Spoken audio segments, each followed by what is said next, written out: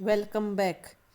अगर तुम्हें लगता है कि अमीनो एसिड बोरिंग है तो 30 सेकंड में मैं तुम्हारी सोच बदल दूंगी, क्योंकि यही छोटे छोटे मॉलिक्यूल तुम्हारी बॉडी के मसल, स्किन और इवन हार्मोन तक बनाते हैं। तो इस वीडियो को स्किप ना करें, लास्ट तक जरूर देखें, आपके सारे कॉन्सेप्ट क्लियर होंगे। अब सबसे पहले बात करते हैं कि जो कल टॉपिक बच गया था उसके बारे में, why lipids are not strictly macromolecules. क्योंकि जो लिपिड्स होते हैं उनका molecular weight less than 800 dalton होता है, तो ये माइक्रो मोलिक्यूल्स में इंक्लूड होते हैं।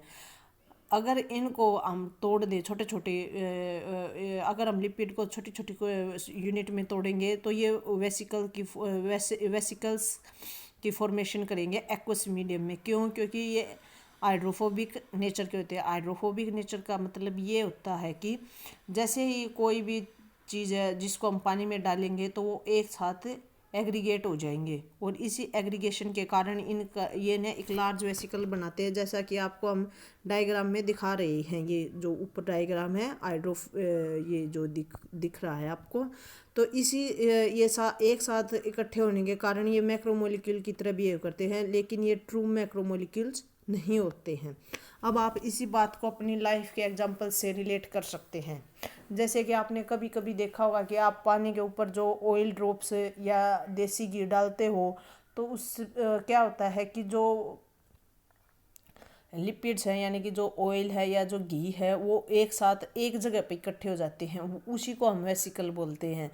तो इसलिए वो सभी एक जगह इकट्ठा होंगे, तो जो एसिड वो क्या है कि वो फिर एसिड इनसोल्यूबल पूल में आ जाएंगे, क्योंकि वो उस फिल्टर से पास आउट नहीं होंगे। इसीलिए हम इनको मैक्रोमोलिक्यूल्स में इंक्लूड नहीं करते, लेकिन वेसिकल के कारण हम इनको मैक्रोमोलिक्यूल्स बोल देते हैं, लेकिन इनके मोलिकुलर वेट के कारण हम इनको माइक्रोमोलिक्यूल्स में ही इंक्लूड करते हैं।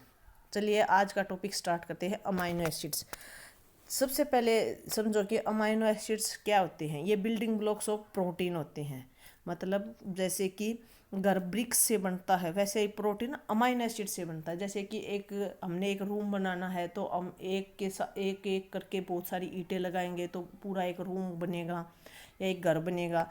ठीक उसी तरह हर एक अमाइनो एसिड एक के साथ जुड़ता चला जाएगा पेप्टाइड बॉन्ड के हेल्प से, तो वो क्या बनाएगा? एक प्रोटीन बनाएगा। अब सबसे पहले बात करते हैं अमाइनो एसिड्स।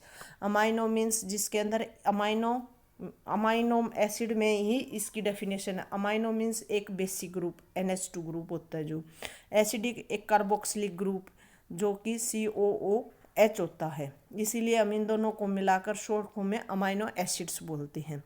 जितने भी अमाइनो एसिड है वो सब्स्टिट्यूटेड है किसके? मीथेन के। अब इसमें बात करेंगे हम अल्फा कार्बन की। अल्फा कार्बन आप जैसा कि इस डायग्राम में देख सकते हैं कि ये जो बीच में कार्बन है इसको हम अल्फा कार्बन बोलते हैं। क्यों? क्योंकि ये कार्बन है 4 डिफरेंट ग्रुप से अटैच्ड है। जैसे एक अमाइनो ग्रुप, एक कार्बोक्सिलिक ग्रुप, एक हाइड्रोजन ग्रुप, एक और एक आर साइड चेन। इसलिए हम इसको अल्फा कार्बन बोलते हैं। और अल्फा कार्बन के दो अलग नाम है, एसिमेट्रिक कार्बन और कायरल कार्बन। चलिए अब हम बात करते हैं आर ग्रुप की। ये जो आर ग्रुप है, जो अमाइनो ग्रुप और जो कार्बोक्सिलिक ग्रुप है, ये सब में सेम होंगे।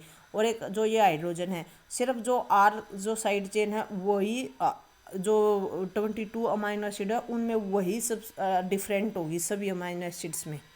और जो आर साइड चेन है इसकी वेरिएबिलिटी के कारण हर एक अमाइनो एसिड की प्रॉपर्टी अलग अलग होगी। अब बात करते हैं जो ये अल्फा कार्बन है इसको कायरल कार्बन बोलते हैं। यानी कि जो क्या होता है कि एक प्लेन पोलराइज लाइट को रोटेट करता है, या तो लेफ्ट साइड या क्लॉकवाइज डायरेक्शन में या एंटी क्लॉकवाइज डायरेक्शन में। तो सारे के सारे जो अमाइनो एसिड्स हैं उनमें से ग्लाइसिन को छोड़ के बाकी सभी अमाइनो एसिड्स क्या होंगे? ऑप्टिकली एक्टिव होंगे। Glycine optically inactive amino acids में इंक्लूड होता है। Total number of amino acid 22 है, लेकिन किसी बुक में 20 भी लिखा हुआ है। ये पहले था, अब दो नए डिस्कवर हुए हैं। एक तो है पायरोलाइसिन और एक है सेलेनोसिस्टीन। अब हम बात करते हैं कुछ बेसिक